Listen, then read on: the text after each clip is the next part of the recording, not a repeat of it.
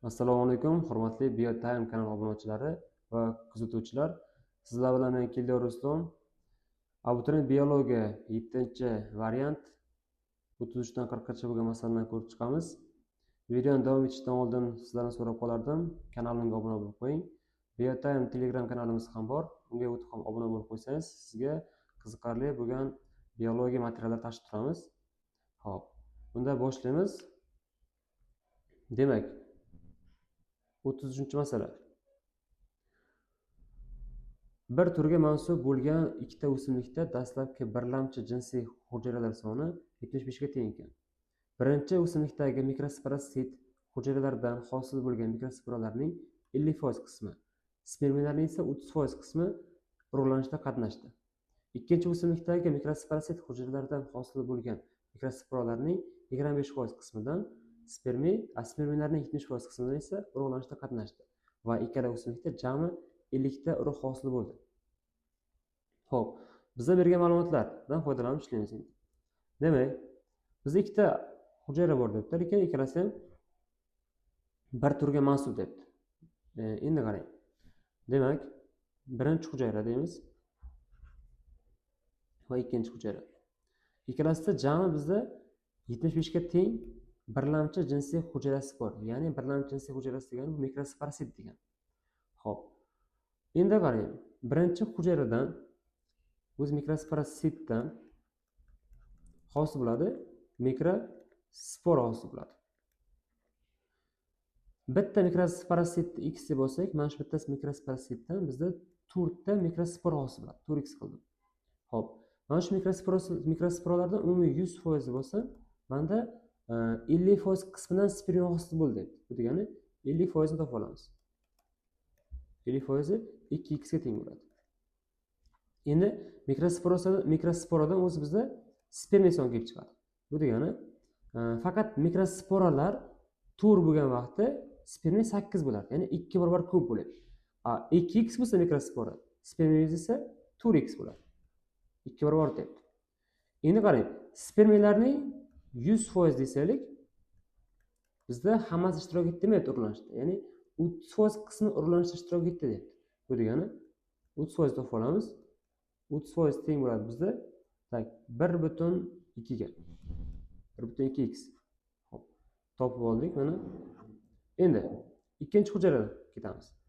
Ikkinchi hujayra bizda aytayapti. Ikkinchi hujayrada ham xuddi shunaqa. Mikrosporosit bor. Mikrosporositdan chiqadi bizda mikrospora. Mikrosporadan chiqadi bizda spermiya. O'zi qoida bo'yicha 1, 4, 8 bo'lishi kerak. Xo'p, o'zi mana bitta mikrosporosit y deb belgilab oldim endi. Bitta mikrosporositdan 4 ta mikrospora chiqdi. Bu 100% desaylik, buni ham hammasi ishtirok etdi demayapti mana. Xo'p, mikrosporalarning 25% dan deyapti. 25% topib olamiz. 25% teng bo'ladi bizda 1y ga. Bitta mikrosporadan ikkita spermiya chiqsa, ya'ni o'zi mana 2 barobar ko'p bo'layapti-ku. O'zi bizda ham bitta. Bu degani ikkita spermiya bor degan. Endi qarang, ikkita spermiyamizni hammasidan urug'lanishda ishtirok etdi demayapti. Umumiy 100% bo'lsa ikkita spermiyamizda 100%, mana shuni 70% urug'lanishda ishtirok etdi deyapti. 70% topib olamiz buni. Xo'p. Qisqartirib yuborsalik, 7 ni ko'paytirib 2 bo'lasi 10 ga. Bu degani 1.4y bo'ladi. Buni topib oldik mana. Xo'p, endi qarang. Bizda yana bergan ma'lumotlar. Ikkala o'simlikdan jami 50 ta urug' hosil bo'ldi. O'zi qarang. Bitta urug' hosil bo'lish uchun bizda ikkita spermiya ishtirok etadi. Qo'sh urug'lanishda. Bizda esa 50 ta urug' bor. Bu degani 100 ta spermiya ishtirok etdi degan. Xo'p, demak, mana bu ikkalasi umumiy qiymati 100 ga teng ekan. Tengmi? Demak, ishlaymiz endi. Qarang. X plus y teng ekan 75 ga. Xo'p, 1.2x plus 1.4y teng 100 ga. 100 spermiya. Xo'p, tepaga berib yuboramiz. 1.2 x lar qisqarib ketadi. 1.4 dan 1.2 ni ayirib tashlasak, bizda 0.2y tushadi pastga. 1.2 ni ko'paytiramiz 75 ga, shunda 90 hosil bo'ladi. 100 ni 90 ayirib tashlasak 10 bo'ladi. Y ning qiymati shunda bizda bo'ladi 50 ga. Ya'ni 10 dan 0 ga bo'lsak 50 chiqadi. X imiz teng bo'ladi. Qarang, y 50 chiqsa, 75 dan ayiramiz, x chiqadi. Bu degani 25. Xo'p. Demak, x im 25 ekan, y im esa 50 ekan. Topib oldim. Umumiy qiymat 75 beryapti. Xo'p, bizda so'ragan narsalar nima? 33 ta. 33 ta so'rayaptiki bizda birinchi hujayradan markaziy hujayrani o'rlantirishda qatnashgan spermiya sonini so'rayapti. Demak, 33. Birinchi hujayra mana. Jami bizda hosil bo'lgan so'ramayapti. O'rlanishda qatnashgan spermiyalarning qanchasi markazga o'rlantirilgan deyapti. O'rlanishda qatnashgan 1.2x mana. Bu degani 1.2x ni ko'paytirib yuboramiz. Tak, x imiz 25 midi? 25 ga. Hop, 1.2 ni 25 ga ko'paytirsak bizda chiqadi, hop, 30 ta spermiy, 30 ta spermiy. Qarang, 30 tani yarmi tuxum hujayraga ketadi. Tuxum hujayrani o'rlantiradi. Qolgan yarmi esa markaziy o'rlantiradi. Bizda so'rayapti o'zi. Markaziyni o'rlantirishda qancha spermiy ishtirok etadi deb. Demak, javob 15 ta bo'ladi. Ya'ni B javob bo'ladi. Hop, keyingisi 34. 34 so'rayapti bizda. Ikkinchi o'simlikda tuxum hujayrani o'rlantirishda qatnashgan spermiya sonini so'rayapti. Ikkinchi hujayramiz mana. Hop, bizda o'rlanishda qatnashgan jami spermiyalar 1.4 y ga teng. 1.4 y ga teng. O'zi y qiymati necha edi bizda? 50. Demak, 50 ga ko'paytirib yuborsak, soni kelib chiqadi bizda. Hop, 1.4 ni 50 ga ko'paytirsak, bizda kelib chiqadi 70 ta spermiya. Buni ham shunaqa. Yarmi ketadi 35 i tuxum hujayrani o'rlantirish uchun, yarmi ketadi 35 i markaziy hujayrani o'rlantirish uchun. Bizda nima so'rayapti? Tuxum hujayrani o'rlantirishda qatnashgan deyapti. Tuxum hujayrani o'rlantirishda qatnashganlar 35 ta. Bu degani javob D bo'ladi ekan. Xo'p, 35 ni ko'ramiz. 35 so'ragan narsa bizda. Qarang endi. Ikkala o'simlikda urug'lanish jarayonida qatnashmagan spermiya sonini so'rayapti bizda. Xo'p. Demak, qarang. Bizda birinchi hujayrada deylik, birinchi hujayrada xo'p, birinchi hujayramiz mana. Umumiy tur x spermiya hosil bo'lgan, ana shundan 1.2x qatnashgan. Xo'p, shunda bu 30% ga teng. 70% qatnashmagan bo'ladi. Xo'p, demak, mana birinchi hujayramda qatnashgan spermiyalar 30 tami? 30 ta qatnashgan spermiyalarim bu 30% ga teng. Qatnashmagan so'rayapti bizda. 70% qatnashmagan, 30% qatnashgan. Bu degani qatnashmagan spermiyalar soni ham 70 ga teng ekan. Ikkinchi hujayrada unda ham qatnashmagan so'rayapti. Ikkinchi hujayram bizda qancha chiqdi? Mana bu ikkinchi hujayram 50. 50 ta hujayram, 50 ta spermiyam bu 50 ta emas, bilashdik. 70 ta spermiy mana. 70 ta spermiy qatnashgan o'rlanishda 70 ta spermiy teng mana bir proporsiyada, ya'ni 70% ga teng bo'ladi. Ya'ni qatnashganda bu foizlar. 30% esa qatnashmagan. Bizda o'zi qatnashmagan so'rayapti. 30 ga teng. Ikkalasini umumiy qiymatini so'ragan bois 70 ga 30 qo'shib yuboramiz. Demak, 100 ta spermiy urug'lanishda qatnashmagan. Bu degani javob A variant bo'ladi. 35 ga. Bo'lib qo'yaman. Xo'p. Keyingisiga o'tamiz endi. 36-masala. Bizda aytayapti. O'simliklari uzunliklari hop. 36-masala. Uzunliklari 918 nanometr va 612 nanometr bo'lgan ikkita DNK molekulasi o'rganildi. Birinchi DNK molekulasi birinchi zanjirdagi guanin nuqtalar soni, ikkinchi DNK molekulasi ikkinchi zanjirdagi. Xo'p. Davom etishdan oldin, ya'ni gapni boshdan ishlab ketaylik, buni o'qib chiqish shart emas. Demak, bizda ikkita DNK bor deyapti ekan. Xo'p, ikkita DNK bor deyapti bizda. Umumiy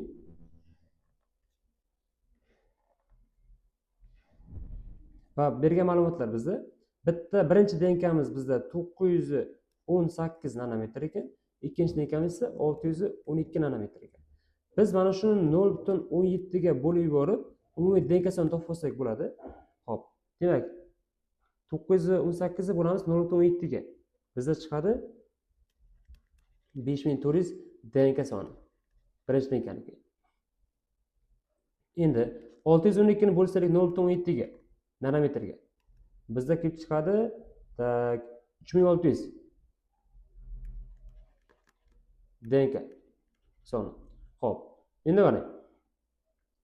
Biz mana shu uzunlik orqali denk soni topib oldik, birinchi, ikkinchi denkanikini. Va bizda beryapti. Mana bu birinchi denkaning birinchi zanjiri, ikkinchi zanjiri.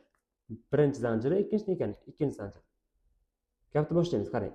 Birinchi DNK molekulasi birinchi zanjirdagi guaninlar. Xo'p, dastavval yozib olish kerak ekan. Adenin, guanin, sitozin, timin. Demak, timin, sitozin, guanin, adenin. Bunga ham adenin, guanin, sitozin, timin. Xo'p, timin, guan, yo'q, sitozin, guanin, adenin. Xo'p, yozib oldik. Endi qarang. Bizda bergan ma'lumotdan foydalanamiz. Birinchi DNKning birinchi zanjirdagi guaninlar soni, mana bu son debdi. Ikkinchi DNKning ikkinchi zanjirdagi sitozindan, ikkinchi zanjir sitozindan 0.5 marta, guaninlar sonidan 1.25 marta, adeninlar sonidan 2 marta. Xo'p. Mana bundan debdi. Xo'p. Birinchi DNKning birinchi zanjirdagi sitozinlar sonidan esa 2 marta kuchaygan.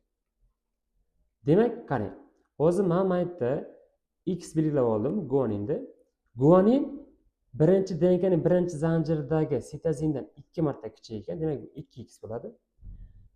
Mana shu guanin ikkinchi DNKning ikkinchi zanjiridagi sitozindan 0.5 marta kichik. Guanindan 1.25 marta kichik, adenindan 2 marta kichik ekan. Xo'p, mana bu guanin. Demak, bular ham X bo'ladi. Belgilab oldim. Endi keyingi gapni foydalanamiz. Xo'p, ikkinchi DNKning birinchi zanjiridagi adenin deyapman. Ikkinchi DNK birinchi zanjir adenin va soni birinchi DNKning birinchi zanjiridagi adeninlar sonidan 2 marta, timinlar sonidan 3 marta kam. Xo'p, mana shunga endi Y berib olsak, aytayapman. Birinchi qarang. Xo'p, adeninlar soni birinchi DNKning birinchi zanjirdagi adeninlar sonidan 2 marta. 2Y, timinlar sonidan 3 marta. 3Y marta kam debdi. Xo'p, topib oldik. Demak, bular qanday bo'lsa, bu zanjir ham xuddi shunday bo'ladi. Demak, mana bu timin teng Y ga. Xo'p, e'tibor bersak, ikki navoni tenglamaga boryapti. Endi nima qilamiz? Umumiy DNKdagi X'lar va Y'lar sonini topib olamiz. Xo'p. Demak, bu tomonda X'imiz 3, bu yerda ham mana 3 bor, qarama qarshisida, bu degani 6x plus bo'ladi. Y'imiz 2 ga 3 5, bu yerda ham 5 bo'lsa 10y bo'ladi. Teng qanchalik DNKmiz bor? 5400. 5400. Xo'p, endi bunisini hisoblaymiz. Demak, Y'imiz bizda bitta, ikkita. Xo'p, bu teng bo'ladi 2y plus x'larimiz soni. Tak. 2 ga 1.25 qo'shsak 3.25, 3.25 ga 0.5 qo'shsak 3.75 bo'ladi. 3.75 ni 2 ga ko'paytirsak, tak 7.5 bo'ladi. Bu degani 7.5x bo'ladi. 7.5x teng bizda 3600 ga. Mana shu tenglamani ishlaymiz. Xo'p, keling aytishlaylik shuni. Tak, 6x plus 10y teng 5400. Hop, x ga x tushirsak 7.5x plus 2y teng 3600. Endi y da yuqorish uchun pastga 5 berib yubordim. Shunda y'larimiz yo'q ketadi. Hop, 5 da ko'paytirsak 7.5 ga bizda hosil bo'ladi. Tak. Hos. Kalkulator olaylik. Demak, 5 da ko'paytiramiz 7.5 ga. 37,5 bo'ladi. 37,5 dan 6 ni ayirsak, bizga 31,5 chiqadi. Demak, 31,5 x teng bo'ladi. Xo'p, 5 ni ko'paytiramiz 3600 ga. 18000 bo'ladi. 18000 ayirsak endi, tak 5400 ni 12600 ga teng bo'lar ekan. Xo'p. 12600 ni endi bo'lib yuboramiz 31,5 ga. X'imiz teng bo'lar ekan bizga 400. Y'imizni topib olish uchun 6 ni ko'paytiramiz 400 ga. Xo'p, 2400 bo'ladi. 2400 dan endi 5400 ayirib tashlasak 3000 qoladi. 3000 ni 10 ga bo'lsak 300 bo'ladi. Demak, Y'im 300, X'im 400 chiqdi. Bizga so'ragan ma'lumotlar nima? Ikkinchi DNK molekulasidagi vodorod soni. Xo'p. Demak, formuladan foydalanamiz. Vodorod topish uchun DNK plus umumiy guanina soni teng vodorod bog'. Ikkinchi DNK nechta bizda? 3600 plus guanin qancha? Guanin topish uchun qarang. Ikkinchi zanjirda 1,25 ta X guanin bor va uni qarama-qarshisida bu yerda ham 0,5 guanin bor. Bu degani 0,5 ga 1,25 qo'shsak 1,75 ta guanin bo'lar ekan. 1,75 ta X guanin bor ekan. Xo'p, bizda X qiymati necha chiqdi? 400. Bu degani 400 ko'paytirib yuborsak 1,75 ga X ga teng chiqadi bizda. Tak, 700. 700 ta guanin soni. Mana shu guaninni olib kelamiz endi. Mana 700. Teng bo'ladi bizda 4300. Bu umumiy vodorod bog'lar soni kelib chiqdi. Xo'p, kitobda orqasida javob xato keltirilgan 4600 deb ketilgan, lekin aslida 4300 bo'ladi. Keyingiga o'tamiz. Xo'p, 37-masala. Bizga aytayotgan ma'lumot. Yaguar muskul hujayrasi tinch holatda glyukozani 25% qismi chala, qolgan qismi to'liq parchalanadi. Jismoniy holatda esa glyukozani 75% qismi chala, qolgan qismi to'liq parchalanadi. Demak, Yaguar berilibdi. Yaguarda tinch holati bor va jismoniy ish qilayotgan holati bor ekan. Xo'p, yozib olamiz. Tinch holati va jismoniy holat. Yana bizga bergan ma'lumotlar mana shu tinch holatda debdi. 25% qismi chala parchalanadi debdi. Bu degani 75% qismi to'la bo'ladi. Jismoniy holatda glyukozaning 75% qismi chala debdi. 25% qismi shunda to'la bo'ladi. Xo'p, yana bizga nima aytayapti? Davom etamiz gapni endi. Hayvon ma'lum vaqt jismoniy harakatdan so'ng esa tinch holatda harakatlanadi. Demak, ma'lum vaqt jismoniy harakat qildi, keyin esa tinch holatda harakat qildi. Ushbu vaqt davomida hujrada hosil bo'lgan jami issiqlik energiyasi 19260 kilojulga teng deyapti. Xo'p. Mitoxondriyada hosil bo'lgan atomlar soni esa 486 ga teng deyapti. Qarang, mitoxondriya degani bu 3-bosqich degani. Mana shunda, ya'ni 486 ta atom mitoxondriyada hosil bo'ldi. Mana shuni men 36 ga bo'lib yuborsam, 36 atomga topib olsam bo'ladi nimani? Ya'ni qancha glyukoz to'liq parchalangan topib olsak bo'ladi. Demak, 486 ni bo'lamiz 36 ga, bizga kelib chiqadi 13,5 mol. Demak, bu 13,5 molim teng bizda to'la parchalangan glyukoza soni. Xo'p. Endi qarang. To'la parchalangan topib oldik.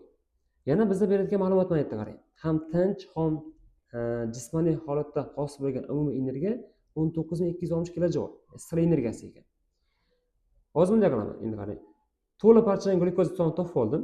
Mana shu to'la parchalangan glyukoza soni orqali qancha issiqlik chiqishini topib olaman. Va chiqqan issiqlikni umumiy issiqlikdan ayirib tashlasam, ikkinchi bosqichdagi issiqlik chiqadi. Xo'p. Demak, Buni ko'paytirib yuboraman. To'la parchalanganda jami qancha sir energiyasi chiqadi bizda?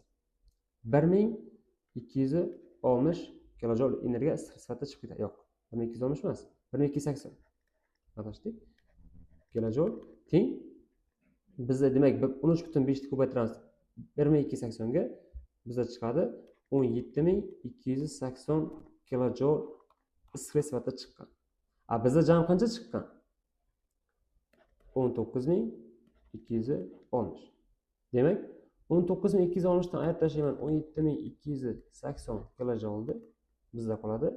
Tak, 1920 kilojoul energiya issiqlik sifatida chiqqan. Endi qarang, bu issiqlik sifatida chiqqani ikkinchi bosqich uchun. Mana bu issiqlik sifatida chiqqani uchinchi bosqich uchun edi. Xo'p, biz bilamiz, ikkinchi bosqich, ya'ni chala parchalanganda 120 chiqadi issiqlik sifatida. Demak, bu 1920 kilojoulni bo'lib yuborsaylik, 120 kilojoulga bizga chiqadi moli.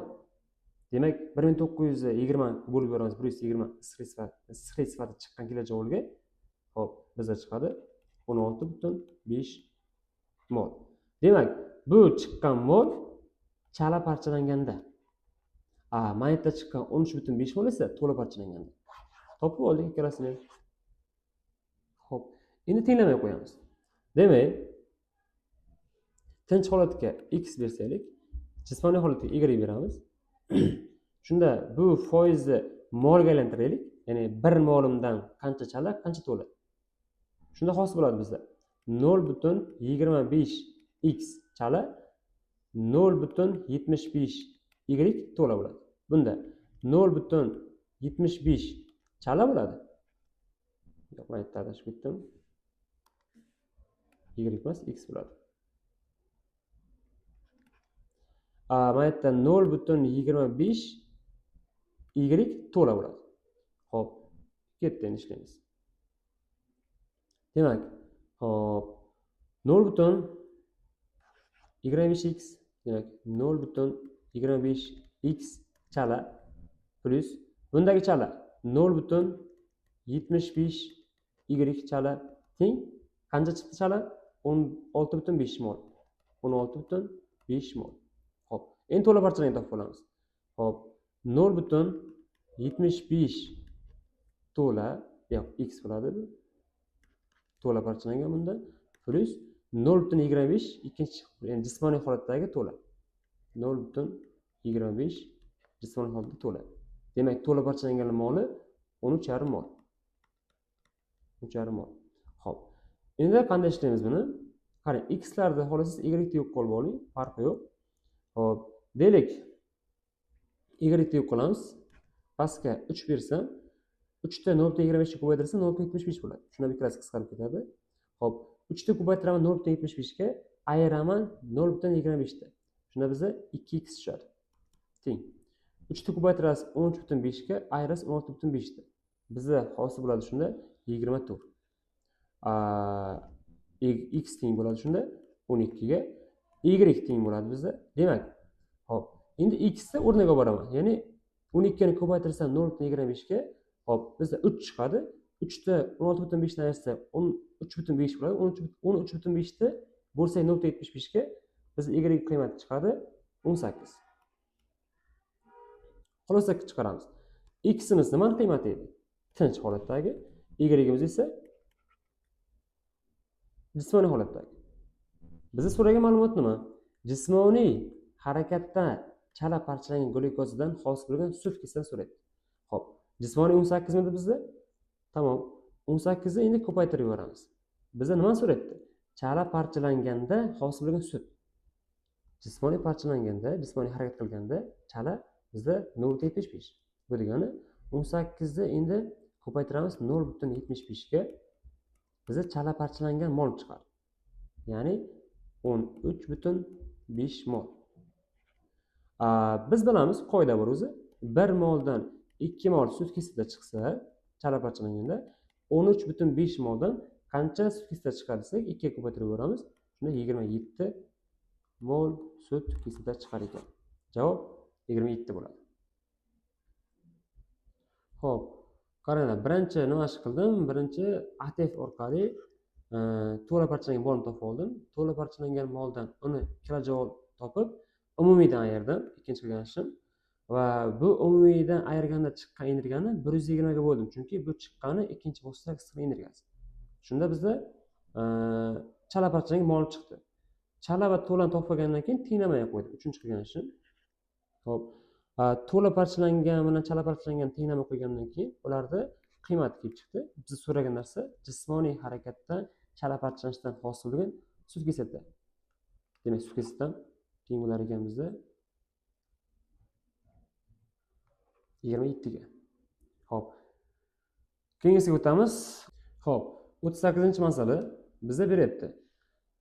Ma'lum bir o'simlikda gullarning qizil rangda bo'lishi, oq bo'lishi ustidan yumaloq shaklda bo'lishi uzunchoq shakl ustidan to'liq dominantlik qiladi. Xo'p, belgini yozib olamiz. Demak, bizda katta A bo'lishi qizil ekan, kichkina a esa oq. Katta B holatda yumaloq shakl debdi.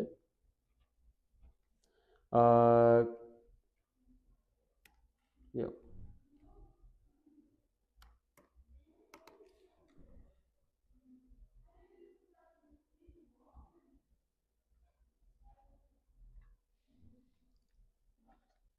Xo'p, 38-masala. Bir o'simlikda gullarning qizil rangda bo'lishi katta A deb. Oq rangda bo'lishi ustidan yumaloq shaklda bo'lishi va uzunchoq shakl ustidan to'liq dominantlik qiladi. Tamom. Demak, katta A'imiz teng ekan bizda qizil rang debdi. Ifoda etadi. Kichkina A'imiz oq rangda ifoda etadi. Katta B holatda bu yumaloq shakl debdi bizda. Kichkina B holatda esa uzunchoq debdi. Demak, davom ettiramiz. 20 ta o'simliklardan iborat populyatsiyada gullar oq, mevasi uzunchoq. Ya'ni gullar oq bo'lsin, mevasi uzunchoq bo'lsin. Mana bunaqa avlodlar bizda tug'ilibdi. Kichkina A, kichkina B, kichkina B'lar esa 288 ta tug'ilibdi bizda. Xo'p, keyin davom ettiramiz. Gullar qizil gitrozigota. Bu degani katta A gitrozigota va mevasi uzunchoq bo'lsin debdi. Bu degan kichkina B, kichkina B'lar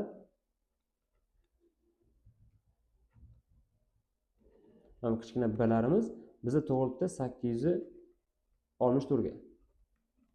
Xo'p. Davom ettirsak gapni, aytayotgan yana bizga ma'lumot. Xo'p. Keyingisi tug'ildi. Xo'p, gullar oq bo'lsin, mevasi yumaloq gitrozigota bo'lsin. Gullar oq bo'lsin debdi. Gullar oq bo'lsin. Mevasi yumaloq gitrozigota bo'lsin debdi. Katta B, kichkina B. Bularning qiymati bizda tug'iladi 1344 ga teng. Xo'p. Endi qarang, mana bular o'zi F1 avloddagi organizmlarning soni. Endi bunaqa avlod tug'ilishi uchun asosan bizda digitrozigotalar chashtirish kerak o'zaro. Ya'ni katta A, kichkina A, katta B, kichkina B o'zaro chashtirsak bizda mana shu avlodda tug'iladi. Xo'p, bu avlodlardan dastlab gameta olamiz. Xo'p, 2 xil, 4 ta gameta chiqadi. 2 xil, 4 xil gameta chiqadi. Gametalar o'zaro ko'paytirsak bizda 16 ta avlod soni kelib chiqadi. Demak, 4 ni 2 ga bo'lsak, har ikkitadan almashinadi. 2 ni 2 ga bo'lsak, har bittadan almashinadi. Demak, katta A, katta B, katta A, kichkina B, kichkina A, katta B, kichkina A, kichkina B. Bu ham shunaqa. Katta A, katta B, katta A, kichkina B, kichkina A, katta B, kichkina A, kichkina B.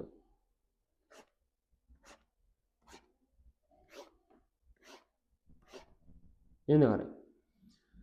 Mana shu gametalar orqali bizda bu avlodlar tug'ildi va ularning soni berilgan. Bizda so'rayotgan narsa populyatsiyada mana bu genotipli avlodlar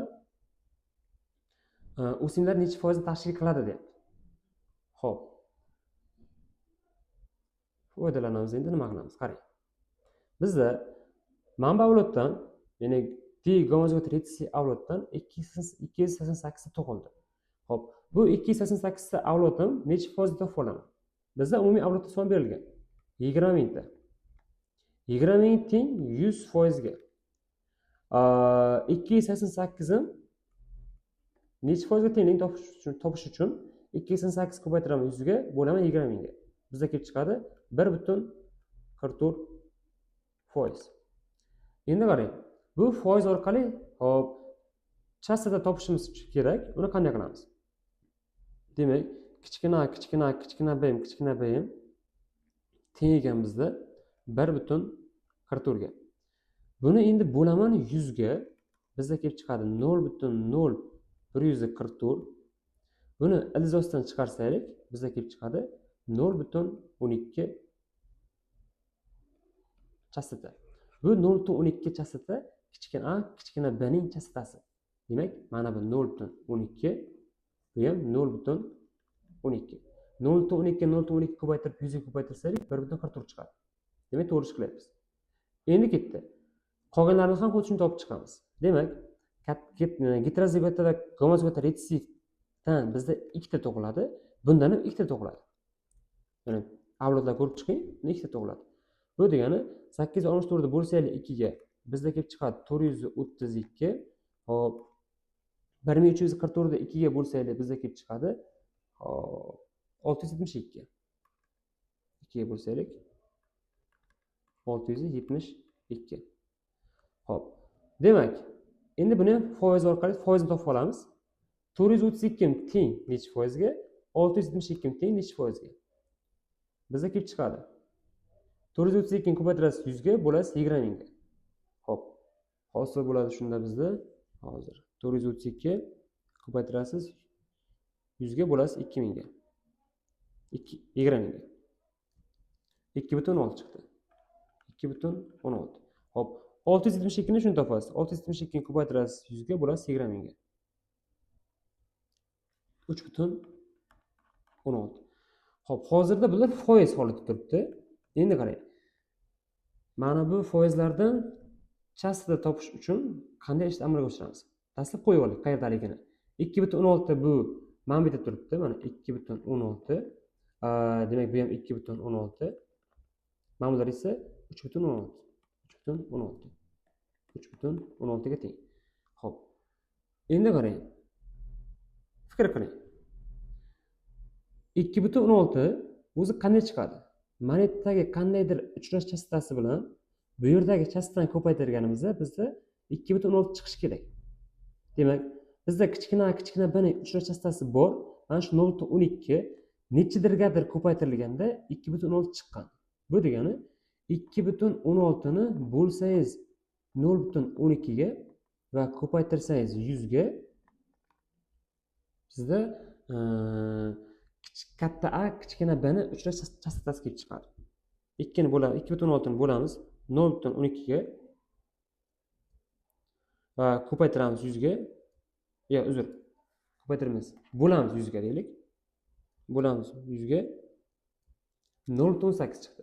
Demak, bu 0,18 katta a kichkina b ning uchrash chastasi. Topdik buni. Xo'p, endi buni shuni topib olamiz. Demak, 3,16 bo'lingan 0,12 ga chiqqan javobni ham yana 100 ga bo'lamiz. Bizda kelib chiqadi. Tak 0,28 mol. 0,28 molimiz chastata kelib chiqdi. Demak, mana bu 0,28 chastata. Xo'p, endi qarang, katta a katta b ni qanday topamiz? Mana bu umumiy qiymati bizda 1 deb berish kerak. 0,12 qo'shasiz 0,28 qo'shasiz 0,18 ni sizga kelib chiqadi. 0,18 plus 0,12 plus 0,28 ni 0,58 chiqdi. Shuni ayirasiz 1 dan 0,42 mol. 0,42 chastata bu katta b niki. Tepa ham shunday bo'ladi. 0,42 hop 0,18 0,28 0,12. Buning ham qiymati 1. Bizni so'ragan narsa nima? Bizni so'rayaptiki, katta kichkina b mana shuning sonini so'rayapti. Bu degani 0,18 ko'paytirasiz maytda. 0,18 ko'paytirasiz 0,18 ga. Xo'p.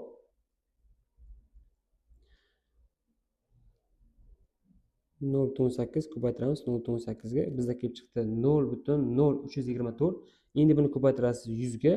Bizda 3,24% chiqib chiqdi. Bizda umumiy avlodimiz bilamiz 20 ming. 20 ming teng 100% ga 3,24%, ya'ni katta, kichkina b deb nechtani topib olamiz. 3,24 ko'paytirasiz 20 mingga bo'lasiz 100 ga. Bizda kelib chiqadi. Shunda 648 ta. Demak, 648 ta manba avloddan bo'lar ekan. Javob shu. Videoni diqqat bilan ko'ring. Birinchi nima ish qildim? Birinchi belgi yozib oldim. Belgi orqali avlodlarni son topib oldim. Hop, mana shu avlodlarga qarab uning ota-onasi topildi. Ikkinchi qilgan ishim. Ota-onasi orqali gametni oldim. Endi qarang. Mana bu tug'ilgan avlodlardan foizga aylantirib, foizdan chastada topdim. Hop. Birinchi chasta topganim bu 0,12, ya'ni kichkina b. Mana shu 0,12 orqali qolganlarning chastasini topib oldim. Va topilgan chastasini o'zaro ko'paytirib, katta, kichkina bni foizini topdim. Ya'ni 3,24. Mana shu qanday topdim? Shuni yozib qo'yib demakki, tushunmay qolishlari mumkin. 0,18 ni ko'paytirdim 0,18 ga. Bizga kelib chiqadi 0,18 ko'paytirilgan 0,18 0,0324. Endi bu 0,0324 ni yana ko'paytirib yubordim 100 ga, chunki foizga aylantirib oldim. Bizda 3,24 chiqdi. Mana shu 3,24 mana. Va shu orqali son topib oldim. 648. Agar foiz so'raganda 3,24 derdik. Xo'p. Keyingisiga o'tamiz. 39-masala. Bizda deyapti. O'tloq tipdagi 4 ta konsument berilgan. Ishtirok etgan ozuqa zanjirida hop konsument 1, konsument 2, konsument 3, konsument 4. Hop yoza olamiz. Demak bizda o'tloq berilgan. Mana shu o'tni yedi 4 ta konsument ketma-ketlikda. Konsument 1, konsument 2, konsument 3 va konsument 4. Hop. Endi qarang. Bizga aytadigan gaplar nima? Konsument 1 tomonidan o'zlashtirilgan ozuqa, ya'ni konsument 1 tomonidan o'zlashtirilgan ozuqa bu o't. Konsument 3 tomonidan o'zlashtirilgan ozuqadan, ya'ni konsument 3 o'zlashtiradi konsument 2 ni. Bundan 250 marta deb ko'p debdi. Demak, agar mana bu 250 bo'lsa, buning qiymati 1 bo'lib qoldi debdi. Ya'ni bu 250 kilogramm bo'lsa, bu 1 kilogramm yedi. Bunga kelganda massasi. Xo'p, o'zi qoida bo'yicha 250 kilogramm bo'lsa o't, konsument 1 ning massasi shunda 25 kilogramm bo'ladi. Konsument 2 ning massasi o'zi aslida 2,5 bo'lishi kerak edi. Lekin unday bo'lmadi, 1 kilogramm bo'lib qoldi. Demak, bu yerda konsument 2 konsument 1 ni 100% yemagan. Ma'lum bir qismini yegan. Ya'ni ozuqa zanjiri buzilgan debdi. Xo'p, keyingi jumla. Konsument 2 o'zlashtirgan ozuqa, ya'ni manba konsument 1 konsument 4 o'zlashtirgan ozuqadan 500 marta ko'p. Konsument 4 o'zlashtirgan ozuqadan 500 marta ko'p debdi. Demak, hop. Konsument 2 o'zlashtirgan ozuqa konsument 3 o'zlashtirgan ozuqadan 500 marta ko'p deyapti. Xo'p, nima demoqchi qarang. Bizda o'zi konsument 1 ning massasi ma'lum, 25 kilogramm. Mana shuni biz 500 ga bo'lsaylik, bizda kelib chiqadi 0,05. Bu 0,05 konsument 4 o'zlashtirgan ozuqaning massasi. O'zi konsument 3 qancha bo'lishi kerak? 1 bo'lsa, bu 0,1 ni yeyish kerak edi aslida konsument 4. Lekinde konsument 4 konsument 3 ning 0,05 gram qismini yegan. Biz so'rayapti, konsument 3 ning necha foiz qismi konsument 4 tomonidan o'zlashtirilgan deyapti. Qaytaraman. O'zi qoida bo'yicha konsument 4 konsument 3 ni 0,1 foizini yeyish kerak, 0,1 kilogramm yeyish kerak edi. Lekin bizda 0,05 kilogramm yegan ekan. Foizni so'rayapti bizda. 0,1 100% bo'lsa, 0,05 Demak, bu 50%ni yegan hisoblanadi. Javob shu. Keyingisi 40-masala. Bizda beryapti. Odamlarda karlikning ikki xil, ya'ni har xil turi bor debdi. Bu turli retsessiv, ya'ni kichkina a, kichkina b holatlar hisoblanadi. Katta A, katta B esa bu genlarning normal, ya'ni sog'lom allellar hisoblanadi. Xo'p, belgimizni olamiz. Demak, bizga qarang. Kichkina A, kichkina B bu karlikni ifoda etadi debdi. Kar. Faqat bu birinchi turi bo'yicha kar, bu ikkinchi turi bo'yicha kar. Baribir kar. Katta A, katta B esa bu sog'. Ikkala turi bo'yicha sog'. Keyingi belgi. Ikkinchi kurakchishining yo'qligi, ya'ni ikkinchi kurakchishining yo'qligi bizda katta K debdi. Katta K debdi. Shunda kichkina K bo'ladi, kurakchishi bor.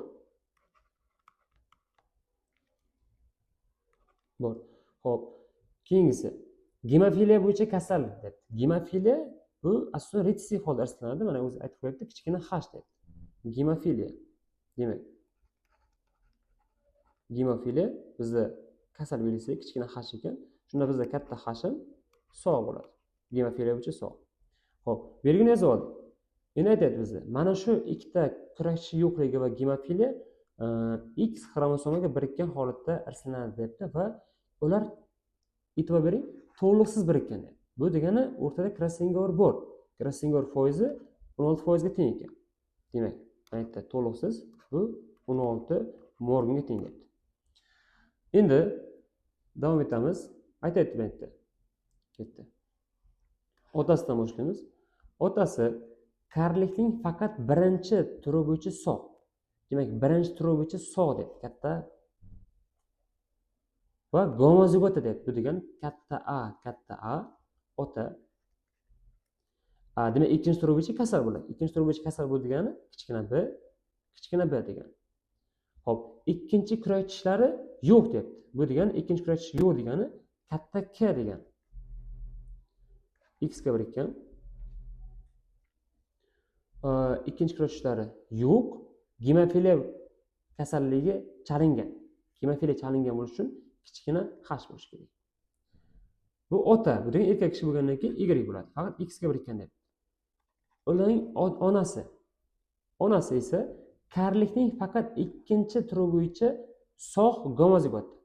Ikkinchi turi bo'yicha sog' gomozigota bizda katta B yoziladi. Demak, birinchi turi bo'yicha kasal bo'ladi. Kichkina bo'ladi. Xo'p, onasi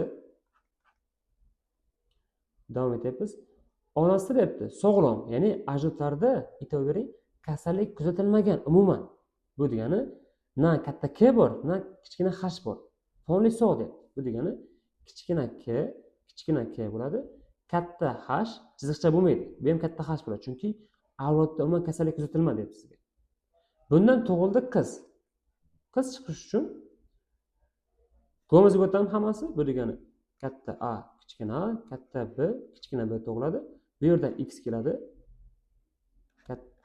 X, katta K va kichkina H. Bu yerdan X keladi. Bir xil. Kichkina K va kichkina katta H keladi. Mana shuni chachishtir debdi bizga. Yigit, qiz. Xo'p, yigit aytadi bizga, qarang. Ikkala turi bo'yicha sog', ya'ni qarang. Karlikning ikkala turi bo'yicha sog'. Bu degani yigitimiz yo'q. Karlikning ikkala turi bo'yicha kasal ekan. Bu degani yigit, xo'p, kichkina A, kichkina B, ikkinchi kurakchisi bor deb. Ya'ni ikkinchi kurakchisi bo'lgan deb. Bu degani kichkina K degani. Yigit. Kichkina K gemofiliya kasalligiga chalingan. Demak, gemofiliya chalingan degani bu kichkina H. Gemofiliya. Kichkina H. Mana shu yigit va qiz va yigitdan tug'ilgan avlodlar ichida bizga beryapti mana. Oilada debdi, qarang. Normal eshitadigan. Bu degani katta A, chiziqcha katta B debdi. ikkinchi kurashchiga ega debdi. Bu degani kichkina k degani qoni normal ivimaydigan degani bu degani gemofilik degani. Normal ivimaydigan bu degani kichkina h qiz debdi deylik. Demak kichkina k, kichkina h. Mana shu avlod debdi. Necha foiz tug'iladi debdi. Shuni kattaroq yozib qo'yaman endi so'ragan narsasini. Xo'p. Biz so'rayotgan narsa katta B bo'lsin, ya'ni sog' bo'lsin, karlik bo'yicha va e'tibor bering, qiz debdi ikkinchi o'rinda va qiz ham normal eshitadigan debdi. Bu degani kichkina k debdi. Va gemofiliyaga chalingan debdi. Bu degani kichkina h. Mana shu necha foizni egallaydi debdi. Endi qarang. E'tibor bering. Xo'p, heterozigotami? 2 xil. 8 xil gameta chiqadi. Bundan 1 2 xil. Buni 2 ta gameta chiqadi. 2 kira 8 16 ta avlod tug'iladi agar bizda krossingor bo'lmasa. Lekin bizda krossingor uchradi. Krossingor foiz 16 Morgan deb bizda berib qo'yibdi. Endi e'tibor bering. Xo'p, dastlab no cross tushirib olaman 8 ta. Undan keyin krossingor tushiraman 8 ta. Bu degani 16 ta bundan gameta chiqsa, bundan 2 ta gameta chiqadi. 16 ni 2 ga ko'paytirsak 32 ta avlod tug'iladi. Endi e'tibor bering-da bizda. Bundan hammasi tushadi, katta k bo'lib tushadi va kichkina h bo'lib tushadi. Bu esa kichkina k bo'lib tushadi, katta h bo'lib tushadi. Bizda bularni so'ramayapti-da, shu bois yozish shart emas. Chunki biz so'ragan narsa qarang. Kichkina hli va kichkina kli tug'ilishi kerak. Bularning tug'ilishi uchun o'rtada krossingor bo'lgan bo'lyapti mana. Bu degani no crossdan qidirma, mendan crossdan qidir debdi. Kichkina h. Mana shu ikkalasini, ya'ni kichkina k va kichkina h-ni krossingordan qidir debdi. Crossdan qidirish uchun buni no crossdan yozish shart emas, ya'ni vaqtdan o'taylik. Xo'p, endi krossingor tushiraman. Qanday qilaman? 8 2 ga bo'lsak har 4 tadan almashinadi. 4 2 ga bo'lsak har 2 tadan almashinadi. 2 ni 2 ga bo'lsak har 1 tadan almashinadi. Ketdi. Demak, xo'p, katta A har 4 tada. Endi kichkina navbat. Endi ketdi. Har 2 tada katta B, kichkina B bo'ladi. Katta B. Endi kichkina B. Katta B, kichkina B. Yozdik. Endi x lar tashib chiqamiz. Demak, x larimiz x qarang, o'zi tushmaydi. Agar o'zi tushsa, krossingor bo'lmaydi. No cross bo'ladi. Krossingor bo'ldi degani dastlab katta k, katta h tashlayman.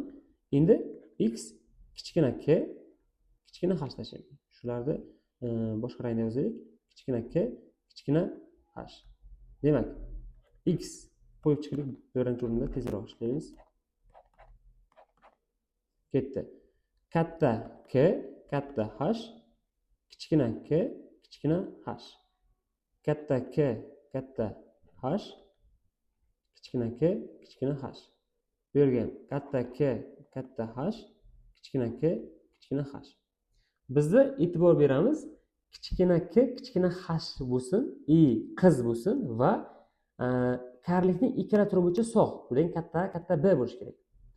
Endi otani tashib chiqamiz. Buni ikki xil gameta chiqadi, bor yo'q. Kichkina B x, kichkina k, kichkina h tug'iladi. Bundan kichkina B y tug'iladi. Bizda yigitlar shart emas, shu bois bundan qidirish shart emas bizda. Qiz bo'lsin deyapti. Katta B bo'lsin va gemofiliya bo'yicha kasal. Ikkinchi kurashchi bor. Bular qaysilar? Ya'ni mana topamiz. Bu yerda tug'ilmaydi, chunki katta k, katta h bor. Bulardan ham bo'lmaydi. Katta k, katta h bor. Kichkina k bilan kichkina h mana yerda bor. Mana. Va katta B ham bor. Demak, bu to'g'ri keladi. Bu yerdan to'g'ri kelish mumkin edi, agar katta B bo'lganda. Yo'q. Bu yerda katta A yo'q, chunki to'g'ri kelmaydi. Bu yerda katta B ham yo'q, to'g'ri kelmaydi. Tamom. Boyagi no crossingor umuman to'g'ri kelmaydi, chunki katta k, kichkina h yoki kichkina k, katta h bo'lib qoldi. Shu bois biz bitta tug'ildi. Endi foiz qo'yib chiqamiz. Demak, foiz qanday qo'yiladi? Bizda 80 turum no cross bo'lsa, buni ishlatganimiz yo'q. 16 Morgan crossing or foizi. Bizda tug'ilgan avlodlar nechta? 1, 2, 3, 4, 8 ta. Bu degani 8 ga bo'lsaylik, har 2% dan tushadi. 2% dan tushdi mana. Endi qarang, mana bu avlod ham o'zi umumiy 100 bo'lishi kerak. Bu degani bular ham 50% dan egallaydi. Buni agar e'tiborsiz qoldirib, demak javobim 2 bo'ladi deb ketishingiz bu xato ish bo'ladi. Chunki mana bu yerda chap tomondagi otani ham foizi bor, 50-50 bor. Bu degani 2 ni 2 ga bo'lasan, 50-50 ga taqsimlaysan. Bu degani nima degani? Bu 1% degani. Mana bu 1% degani. Bizda demak katta A, katta B va qiz kichkina k, kichkina h 1% tug'ilar ekan. Javob 1%. Agar siz 2% deb ketib qolsangiz, bu xato qilgan ish bo'ladi, chunki mana bu yerda foiz hisoblamagan bo'lardingiz. Men aytgan narsani tushundik-a? Men nimaga no cross olmadim? Yana qaytaraman. Katta k, kichkina h, kichkina k, katta h so'ramayapti bizda.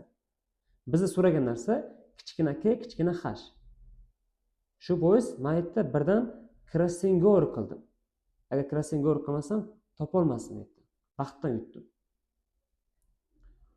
Xo'p.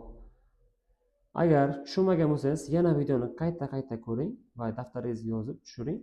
Agar yanada tushunmasangiz, kommentariyga yozing, sizga o'zim iloji boricha yanada tushuntirib beraman. Xo'p, video yoqqan bo'lsa, obuna bo'lib qo'ying va like yoki kommentariyaga o'z izohingizni yozing. Iloji boricha do'stlaringizga ham ulashing. Sog' bo'ling, salomat bo'ling.